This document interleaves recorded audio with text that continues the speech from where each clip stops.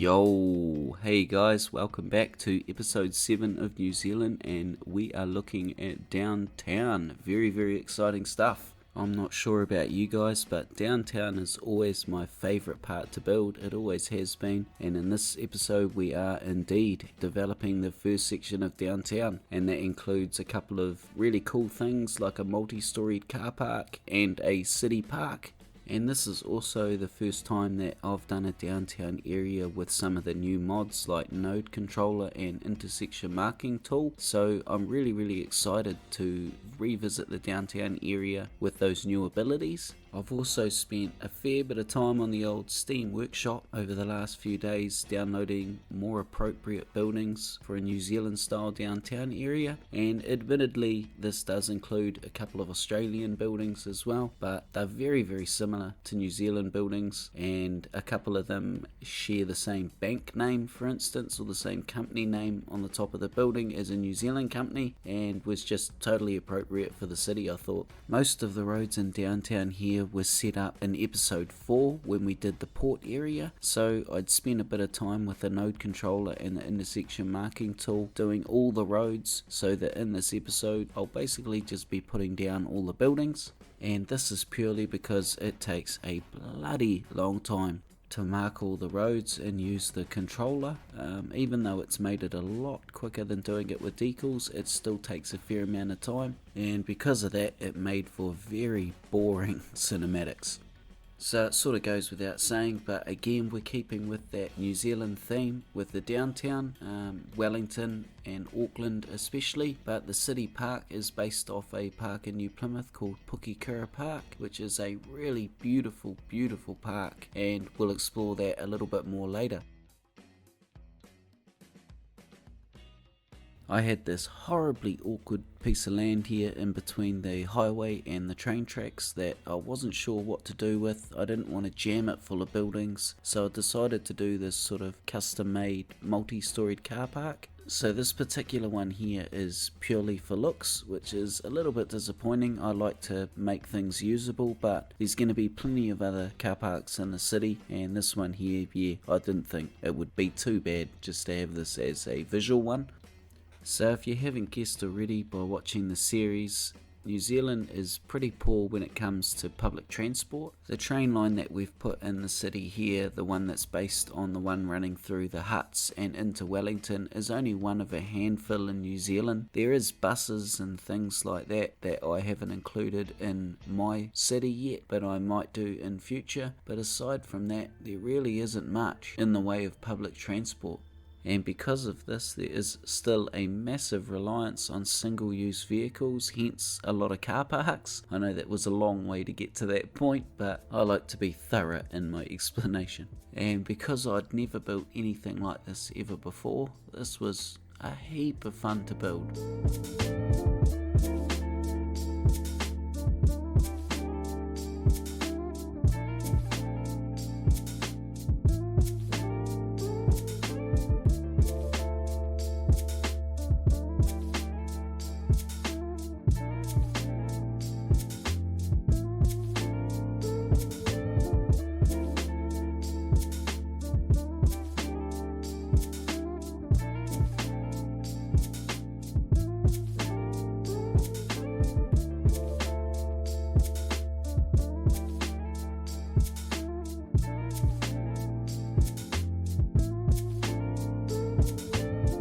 Where I'm building the downtown area here is disconnected from the rest of the city somewhat because of the train line running through the two. There's only two main roads that run over the train tracks, and because of this I want to install some pedestrian paths that run over the tracks. And this first one that I'm installing here is going to be kept really simple, and I'm trying to create it out of materials that we would see especially in the Queenstown area of New Zealand, so schist and brick walls, and I've put 2 entry points for citizens to walk in from the residential side of the tracks, and these will empty out into a plaza area over the train tracks in downtown, and that plaza area can take the pedestrians north, south, east or west. So I'm really trying to put this in an area where it's going to get high usage, and it certainly does. Later on when you'll see it finished, there's heaps of people using it, which is great. So now that people can get across the track safely, I can start putting the buildings down, which is always the best part of building downtown, and I love watching the city just pop up and come to life with just a few clicks of the mouse. I think that's really enjoyable. And then of course watching all the citizens come in and use everything, or in this case just muck everything up and fill my beautiful streets full of traffic. But I guess that's just the way that it goes.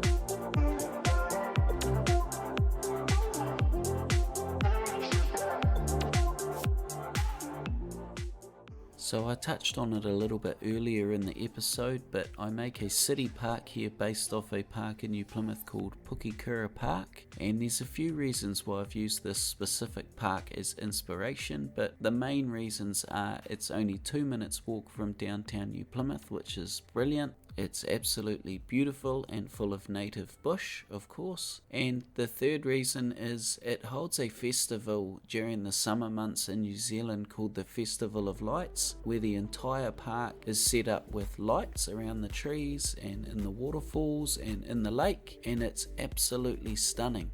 If you're a lover of nature like myself, then seeing these magnificent trees lit up with really beautiful colours is mesmerising, and I definitely thought this area would be interesting enough to include in the city, and I thought that it would be a lot of fun to build as well, and I certainly wasn't wrong. It was really enjoyable to put together.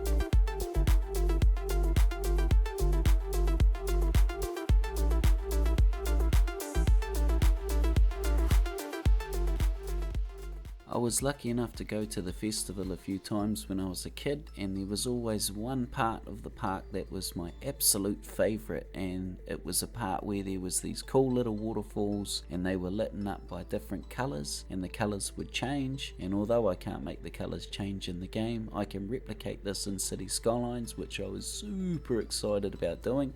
So I've used Kamanogi's amazing waterfall asset as well as Grey Flame's mossy rocks and created this cool little staggered waterfall effect.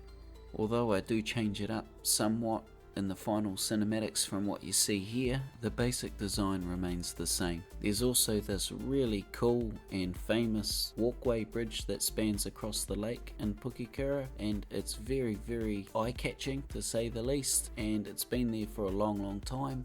And I just couldn't recreate this park without doing this walkway bridge, and I'm really pleased with how it's come out. It was a very simple design, and in fact it looks quite similar to the bungee jump bridge we did, but once this was finished and placed in the park, it really did give me pretty nostalgic feelings of going to that festival as a kid, which was great. So now the bridge is done, that was the last thing to do in the park before I can start putting all the lights in, so I go around and put a few of these in, and then the park is pretty much complete.